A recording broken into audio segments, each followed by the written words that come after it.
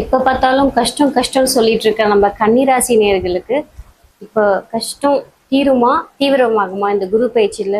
சொல்லுங்க குருஜி. கரெக்டாக தான் கேட்டிருக்கீங்க. நானும் கரெக்டாக தான் சொல்ல போகிறேன். கன்னிராசி நேயர்களே, கண்டிப்பாக கஷ்டம் தீர தான் போகுது. அவங்க கேட்டாங்க, நான் பதில் சொல்லிட்டேன். இப்போ உங்களுக்கு சந்தோஷம் தானே? ஏனென்று சொன்னால் கன்னிராசி நேயர்களுக்கு இது நாள் வரைக்கும் 10ஆம் இடத்தில் இந்த குரு பகவான் 11ஆம் என்று சொல்லக்கூடிய லாபஸ்தானத்துக்கு வந்து அமர்ந்திருக்கிறார். இந்த 11ஆம் இடத்துல பாபகிரகம் வந்தாலும் நல்லது செய்யும், சுபகிரகம் வந்தாலும் நல்லது செய்யும். அப்போ இவர் சுபத்துவம் பெற்று உச்சம் அடைகிறார். அப்போ கண்டிப்பா 1க்கு 2 டபுளாக கிடைக்க போகுது. உங்களுக்கு நல்ல லாபங்கள் கிடைக்கும். நீங்கள் செய்யக்கூடிய தொழிலில், வியாபாரத்தில், ஏன் உத்தியோகத்தில் கூட கிடைக்கும்.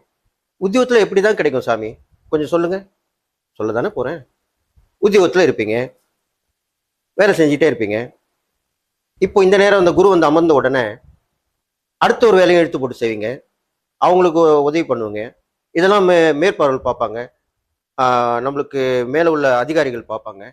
ஆஹா, இவர் வேலை செய்யலாமல் அடுத்த வேலையை எடுத்து போட்டு செய்கிறாரு, அடுத்து உங்களுக்கு உடம்பு சரியில்லைனா கூட உதவி பண்ணுறாரு, இவருக்கு நம்ம நல்லது செய்யணும்னு சொல்லிட்டு உங்களுக்கு ப்ரொமோஷன் கொடுப்பாங்க, ஊதிய உயர்வு கொடுப்பாங்க, இன்க்ரிமெண்ட் கொடுப்பாங்க. இதெல்லாமே நடக்கும். இதெல்லாம் ஸ்பெஷல் அப்படின்னு சொல்லுவாங்க.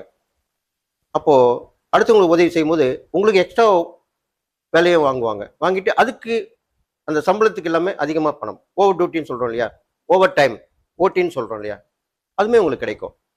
இது மட்டும் இல்லை, உங்களுக்கு நீங்கள் வெளியில் சென்று வேலை செய்யக்கூடியவங்களா இருந்தால் வெளில போயிட்டு வருவீங்க இல்லையா, சேல்ஸில் இருக்கலாம், மார்க்கெட்டிங்கில் இருக்கலாம். இப்படிப்பட்டவங்களுக்குலாம் ஜாக்பாட் தான். எப்படி உங்களுக்கு போனஸ் எல்லாமே கிடைக்கும். டிஏ வந்து அதிகப்படுத்தி கொடுப்பாங்க, டிராவலிங் அலவன்ஸ் அதிகப்படுத்தி கொடுப்பாங்க. ஏன்னா நீங்கள் அந்தளவுக்கு வேலை செய்ய ஆரம்பிச்சிருவீங்க. அதனால தான் அப்படி சொல்லியிருக்கேன். இதெல்லாம் நம்ம பார்க்கும்போது ரொம்ப சந்தோஷமாக தானே இருக்கும். அப்போ நீங்கள் இன்னும் என்ன தெரிஞ்சுக்கணும்னு கண்டிப்பாக ஸ்கிப் பண்ணாமல் பார்க்க தானே போகிறீங்க, பாருங்கள். அப்போது கன்னிராசிக்காரங்களுக்கு 3ஆம் இடத்தை பார்க்குறாரு, 5ஆம் இடத்தை பார்க்கிறார், 7ஆம் இடத்தை பார்க்கிறார். 3ஆம் இடத்தை பார்ப்பதால் இதனால வரைக்கும் இந்த பயம், நடுக்கம், தயக்கம் எல்லாம் போயிடும். தூக்கி கிடச்சிருவீங்க. தைரியம், தன்னம்பிக்கை, துணிச்சல், வீரம், விவேகம், வெற்றி இதெல்லாமே ஏற்படக்கூடிய விஷயத்தில் நீங்கள் கவனத்தை செலுத்துவீங்க. துணிஞ்சு போவீங்க, ஒரு சாதனை பண்ணுவீங்க, போட்டி பந்தயத்தில் கலந்துப்பீங்க. அதில் வெற்றி மேல் வெற்றி வரும், பாராட்டு பரிசு கிடைக்கும். 3ஆம் இடம் என்பது சகோதர ஸ்தானம் என்று சொல்லக்கூடியது. அண்ணன் அக்கா, தம்பி, தங்கை இவர் மூலமா உங்களுக்கு உதவி கிடைக்கும். இதெல்லாம் வரைக்கும் விலகி இருப்பாங்க, இப்போ வந்து விரும்பி வந்து உதவி பண்ணுவாங்க. இது மட்டும் இல்லை, 3ஆம் இடம் என்று சொல்லக்கூடியது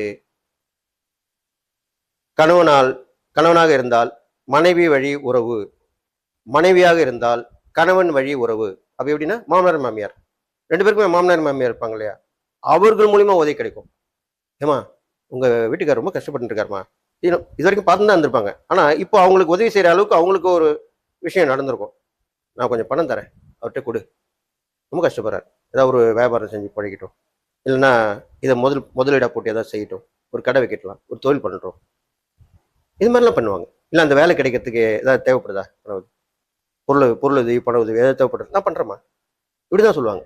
அதே மாதிரி தான் கணவனுடைய தாய் தந்தை சொல்லுவாங்களே, மனைவி ஏன்பா அவள் படிச்சுட்டு இருக்காளே, அவளை போட்டு வீட்டில் அடைச்சி இது வரைக்கும் சொல்லியிருக்க மாட்டாங்க. இப்போ சொல்லுவாங்க, அவளை வேலைக்கு அனுப்புப்பா, அவள் போட்டோம் 4 விஷயம் தெரிஞ்சுக்கிட்டோம், ஒரு சைட் சப்போர்ட்டாக இருப்பா இல்லையா. அப்படிதான் மருமகளுக்கு உதவி பண்ணுவாங்க. அவங்களுமே அப்படி வேலைக்கு போகலனா கூட வீட்டில் இருந்து கணவனுடைய சம்பளம் கம்மியாக இருந்தால் கூட, ஏம்மா நான் தரேம்மா, நீ வச்சுக்கோ, வீட்டு செலவுலாம் பார்த்துக்கோ, அவர் தான் என் பையனுக்கு தான் குறைவாக இருக்க சம்பளம். அந்த மாதிரி ஒரு நேரம் இப்போ வந்திருக்கு. அதுதான் அப்படி சொன்னேன்.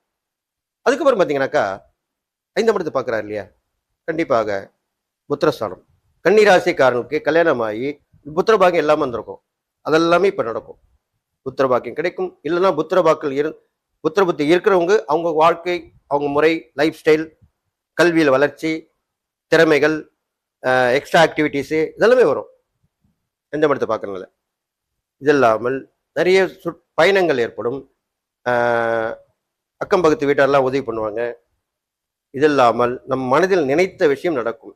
இது 5ஆம் இடத்து பலன். இது மாதிரி சொல்லலாம். உன்னுடைய ஆசீர்வாதம் கண்டிப்பாக கிடைக்கும். எல்லாமே நடக்கும். 7ஆம் இடத்தையும் பார்க்குறாரு இல்லையா, அப்போ கன்னி ராசிக்காரர்களுக்கு நீயா நானா போட்டியாக இருந்திருப்பாங்க.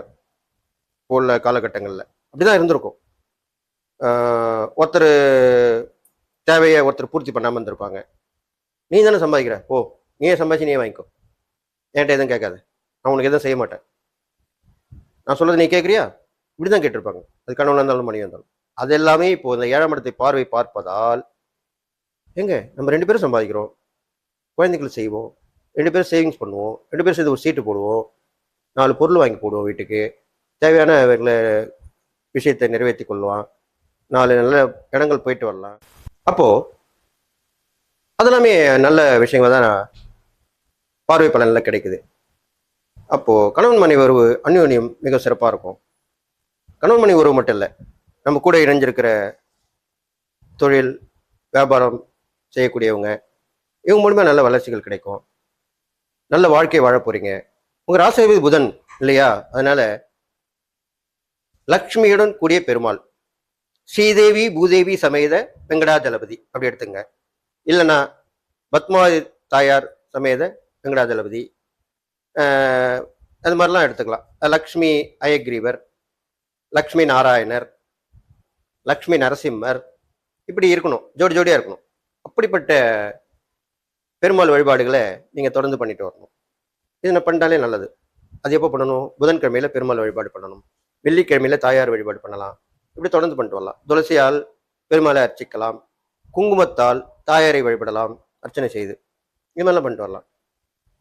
இதில் ஒரு சந்தேகம் எல்லாருக்குமே இருக்கும், நம்ம கோயிலுக்கு போகும்போது ஏழை எளியவர்களுக்கு தான தர்மம் செய்யணுமா, இல்லை கோயிலுக்கு போயிட்டு வந்த பிறகு தான் செய்யணுமா அப்படின்ற ஒன்று இருக்கும். நல்லா கேட்டுங்க, கோயிலுக்கு போகும்போது தான் பெரும்பாலும் எல்லாம் தான தர்மம் செஞ்சுட்டு போவாங்க. ஏன்னா நம்ம போயிட்டு வந்த பிறகு காசு கொடுத்தா நம்ம காசு ரெட்டிப்பாகாது, அவங்களுக்கு கொடுத்ததுனால நமக்கு வராது அப்படின்ற ஒரு மைண்ட் செட் எல்லாருக்குமே வந்திருக்கு. அப்படி அல்ல. நீங்கள் போய் இறைவனை வழிபட்டு, நான் இப்போ உன்னை வழிபட்டு போகிறேன், ஏழை எளியவங்களுக்கு உதவி பண்ணுறேன் அப்படின்னு சொல்லிட்டு போகும்போது, கோயில் விட்டு வெளியே வரும்போது செய்வதுதான் பரிகாரத்துக்கு உண்டான தான தர்மம். எனக்கு கண்டிப்பாக நீங்கள் புரிஞ்சுக்கணும். நிறைய பேர் அது தவறுதலாக சொல்லிட்டு வராங்க. அதனால் கோயிலுக்கு போயிட்டு வரும்போது தான் தான தர்மம் பண்ணிட்டு வரணும், அப்போ தான் அது சரியாகவும் இருக்கும். அப்போது நல்ல ஒரு அந்த புண்ணிய பலன் கிடைக்கும். அடிக்கடி நீங்கள் பிரயாணங்கள் செய்யக்கூடிய விஷயங்களில் இந்த குரு பயிற்சி இருக்க போகுது. இது இல்லாமல் நீங்கள் தான தர்மம் செய்யக்கூடிய வகையிலே துணிமணிகள் நிறைய தானம் செய்யணும். துணிமணினாக்கா தைக்காத உடைகள், அப்படிதான். தைச்சதுன்னா ரெடிமேட் சொல்லுவோம், தைக்காதுன்னா துணி. அப்போ புடவைகை, வேஷ்டி, இது மாதிரி வாங்கி கொடுக்கலாம், ஏழையர்கள் வாங்கி கொடுக்கலாம். நிறைய பேருக்கு புடவை ஜாக்கெட் பெட்டி வச்சு கொடுக்கலாம், வேஷ்டி சட்டை துணி தைக்காம வச்சு கொடுக்கலாம், இல்லை தச்சும் கொடுக்கலாம், தப்பு கிடையாது. துணிமணி பொதுவாக துணிமணிகள் தான தர்மம் பண்ணுறது உங்கள் ராசிக்கு உண்டான தான தர்மம் சொல்லப்பட்டிருக்கு. அதில் பச்சை நிறம் கலந்த துணியாக இருந்தால் இன்னும் விசேஷம். இது மாதிரி பண்ணிட்டு வாங்க. இது இல்லாமல் கன்னிராசிக்காரர்கள் கண்டிப்பாக புதன்கிழமையிலே குபேரன் கோவில் போயிட்டு வரணும். இப்போல்லாம் குபேரனுக்கு நிறைய கோயில் வந்துடுச்சு. இப்போ முதல்லாம் குறைவாக இருக்கும், இப்போ குபேரன் கோயில் இருக்குது. அந்த குபேரன் கோயில் போயிட்டு அங்கே பச்சை நிற குங்குமம் தருவாங்க. எல்லாமே பச்சையாக தான் இருக்கும். பச்சை வண்ண அந்த துணிமணி வாங்கி கொடுக்கலாம் குபேரனுக்கு. லக்ஷ்மி இருப்பாங்க. அதுக்கப்புறம் பச்சை நிற குங்குமம் வாங்கிட்டு வரலாம். வீட்டுக்கும் பச்சை நிற குங்குமம் அங்கே வாங்கி வச்சுட்டு வரலாம். ஒவ்வொரு புதன்கிழமையிலுமே அந்த பச்சை குங்குமத்தை இட்டுக்கொள்ளலாம். இதெல்லாமே விசேஷமான குபேரனுக்குரியதாக சொல்லப்பட்டிருக்கு. அதுக்கப்புறம் குபேரன்கிட்ட இருந்து காயின் வாயின் வந்து பீரோவில் வச்சு வழிபடலாம். இதெல்லாம் பண்ணிட்டு வரலாம், பெருகும். அதுதான் அப்படி சொல்லியிருக்காங்க. அப்போது கன்னிராசிக்காரர்கள் இது மாதிரிலாம் செஞ்சுட்டு வந்தீங்கன்னா உங்களுக்கு கண்டிப்பாக இந்த குரு பயிற்சி கண்டிப்பாக நல்லது செய்யும். பார்வை பலன் கண்டிப்பாக நல்லா இருக்கு. அவர் அமர்ந்த இடமும் நல்லா அமைஞ்சிருக்கு. அதனால உங்களுக்கு வெற்றி மேல் வெற்றி அப்படிதான் இந்த குரு பயிற்சி சொல்ல போகுது. அதனால நான் சொன்ன இந்த இறை பரிகாரங்கள், தான தர்மங்கள் எல்லாமே தொடர்ந்து செஞ்சுட்டு வாங்க. நீங்கள் அடிக்கடி புத்தி மாற்றம் ஏற்படக்கூடிய வகையில் இருக்கும். உங்களுக்கு குழப்பங்கள் ஏற்படும் மனசுல, டபுள் மைண்ட்னு சொல்லுவாங்க இல்லையா, அது மாதிரி இருவிதமான மனப்பான்மை உடையவர்களாக இருப்பீங்க. அப்போ அந்த புதன் அப்படிதான் செய்வார். அப்போ அதுக்கு தியானம் அவசியம். ஏர்லி மார்னிங் சொல்லுவாங்க, அது பிரம்ம முகூர்த்தம். அந்த நேரத்தில் உட்காந்து உங்களுடைய இஷ்ட தெய்வத்தை வழிபட்டு வரலாம். படுக்க போகும்போது உட்காந்து தியானம் பண்ணிட்டு வரலாம். இதெல்லாம் பண்ணிட்டு வந்தீங்கனாலே உங்களுக்கு மனம் தெளிவாக இருக்கும். மனமது செம்மையானால் மந்திரம் ஜபிக்க வேண்டாம் அப்படின்னு திருமூலர் சொல்லியிருக்காரு, சித்தர்கள் வரிசையில் உள்ளவர். அதனால அது மாதிரி நீங்கள் பண்ணிட்டு வர உங்களுக்கு மேன்மேலும் நல்ல பலன் ஏற்படும். இந்த குரு பயிற்சிக்கு உண்டான கெடுபலன் குறைஞ்ச நற்பலன் ஏற்படும். நீங்கள் 4 பேர் போற்றக்கூடிய வகையிலே வாழப்போகிறீர்கள் என்று சொல்லி எல்லா நலமும் பெற்று வாழ்வீர்கள் என்று வாழ்த்தி விடைபெறுகிறேன். நன்றி, வணக்கம்.